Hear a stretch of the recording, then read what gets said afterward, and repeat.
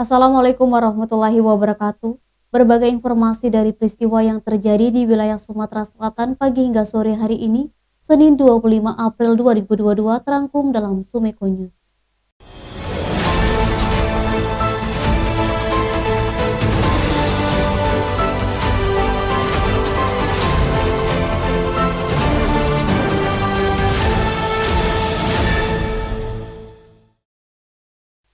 Renovasi gedung olahraga Biduk Kajang Kayu Agung Ogan Komering Ilir dijadwalkan Juni mendatang.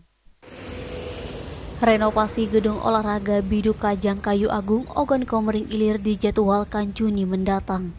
Kepala Dinas Perumahan Rakyat dan Kawasan Permukiman Kabupaten Ogan Komering Ilir Insinyur Asmar Wijaya menjelaskan, perbaikan Gor Biduk Kajang direncanakan segera dilakukan pada Juni mendatang. Sekarang masih dalam tahapan perencanaan atau perhitungan kebutuhan anggaran untuk renovasi besaran anggaran. Pihaknya belum bisa memastikan karena masih dalam perhitungan. Begitu pula untuk konstruksi. Bangunan GOR itu sendiri dalam pembangunannya secara bertahap sejak 2010 hingga 2012 dengan menggunakan anggaran sebesar lebih kurang 80 M. Kerusakan bangunan GOR terdapat di raling tribun, atap, sebagian plafon, tribun depan, sayap tribun, talang, dan lainnya, termasuk kursi-kursi yang ada di tribun ikut hancur. Untuk kerusakan yang terjadi terdapat di sayap tribun bagian depan yang rusak berat, atap sudah banyak bocor. Kerusakan bangunan GOR terjadi selain memang faktor alam, yakni hujan dan angin kencang, didukung oleh faktor usia bangunan yang sudah tua. Niskia, Sumeko TV melaporkan. Menjelang Hari Raya Idul Fitri 1443 Hijriah, sejumlah bahan pokok mengalami kenaikan harga, seperti tepung, terigu, dan daging. Menjelang Hari Raya Idul Fitri 1443 Hijriah, sejumlah bahan pokok mengalami kenaikan harga seperti tepung, terigu, dan daging.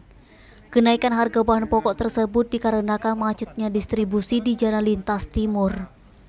Kepala Dinas Perdagangan Kota Palembang Raymond Lauri mengatakan, meskipun mengalami kenaikan, namun kenaikan harga tidak terlalu tinggi. Kenaikan harga bahan pokok masih dibatasi normal. Jika terdapat harga bahan pokok yang melonjak tinggi, hal itu dikarenakan pasokan yang terbatas dan minat masyarakat membeli bahan pokok meningkat pesat menjelang Lebaran. Mengatasi pasokan yang menipis, Disdak Palembang setiap hari melakukan pengawasan di 5 pasar tradisional. Naba, Sumeko TV melaporkan. Warga Kota Palembang sepertinya tidak perlu khawatir dalam berbelanja bahan pokok untuk Hari Raya Idul Fitri 1443 Hijriah tahun 2022. Hingga kini stok bahan pokok masih aman. Warga Kota Palembang sepertinya tidak perlu khawatir dalam berbelanja bahan pokok untuk Hari Raya Idul Fitri 1443 Hijriah tahun 2022. Hingga kini stok bahan pokok masih aman. Wali Kota Palembang Haji Harnojoyo dampingi Kepala Dinas Perdagangan Kota Palembang Raymond Lauridi memastikan harga dan ketersediaan bahan pokok relatif stabil. Kebutuhan pokok dimaksud seperti beras, minyak sayur, gula, cabai, bawang merah dan bawang putih, dan bahan pokok lainnya. Pemerintah Kota Palembang sudah mengecek dari 5 pasar tradisional, yakni Pasar KM5, Pasar Cinde, Pasar Lemabang, Pasar Soak Bato, dan Pasar 10 Ulu Palembang. Stok bahan kebutuhan bahan pokok tersedia.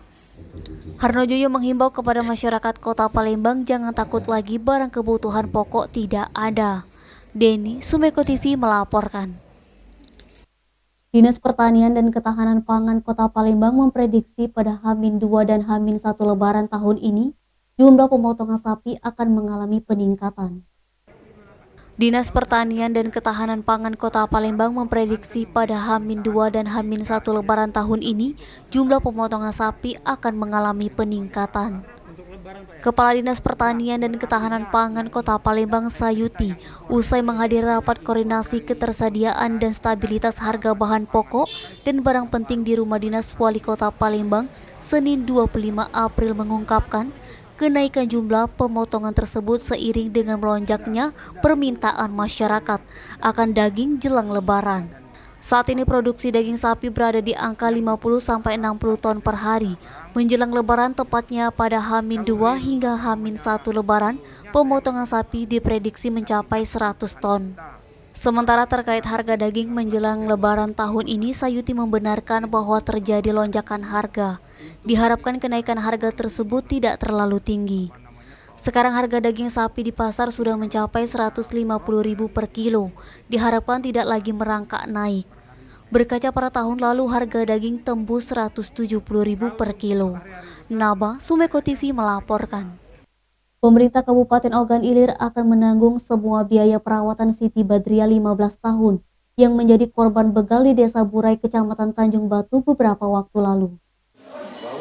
Pemerintah Kabupaten Ogan Ilir akan menanggung semua biaya perawatan Siti Badriah 15 tahun yang menjadi korban begal di Desa Burai, Kecamatan Tanjung Batu beberapa waktu lalu. Kepala Dinas Kesehatan Kabupaten Ogan Ilir Hendra Kudeta mengatakan, sudah mendapat perintah dari Bupati Ogan Ilir untuk mengurus semua pembiayaan korban. Menurut Hendra, biaya perawatan yang digunakan untuk membantu siswi SMK Negeri 1 Indralaya Utara diambil dari dana talangan milik Dinkes Kabupaten Ogan Ilir.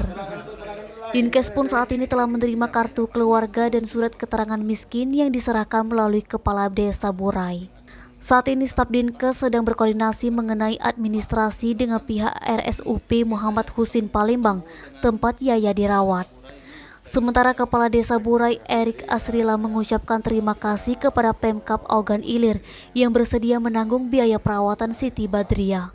Eti, Sumeko TV melaporkan. Demikian Sumeko News hari ini. Jangan lupa 3M, memakai masker, menjaga jarak, dan mencuci tangan pakai sabun. Wassalamualaikum warahmatullahi wabarakatuh.